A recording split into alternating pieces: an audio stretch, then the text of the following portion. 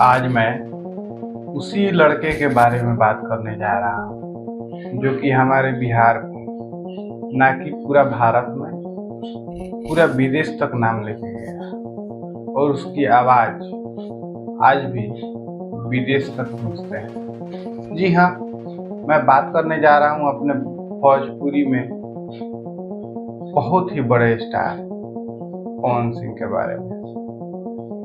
आप शायद जो मैं बात बताऊंगा आज आपको उनके बारे में शायद जानते हो या नहीं जानते हो, लेकिन मैं उम्मीद यही करता हूँ मैं आज आपको जो बताऊंगा आपको नहीं जानते हो। मेरा वीडियो को पूरा लास्ट तक देखिए, उनके बारे में ऐसी ऐसी बात बताऊंगा जो कि आप जान के शॉक्ड हो जाएंगे।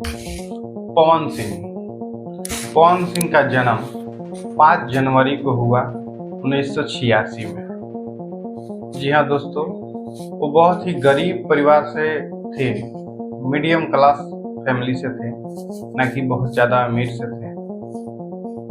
और आरा में उनका घर में जन्म हुआ, आरा भोजपुर में। और दोस्तों, बचपन से ही गाने का बहुत ही शौक था पवन सिंह को। बचपन से उनके गायकी में बहुत रुचि थी और वो गाने का कोशिश करते थे। उनमें सबसे बड़ा हाथ था उनके एक चाचा जो थे, वो बहुत अच्छे गायक थे। उन्होंने उनको सिखाया और आगे का मार्गदर्शन दिया।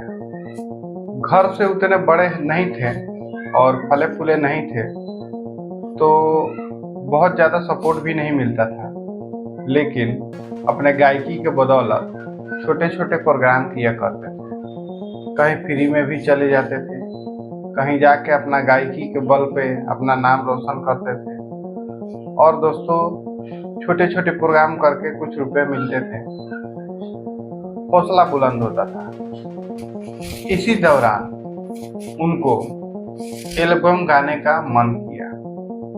1997 में उन्होंने एक एल्बम गाया, उड़ानिया वाली।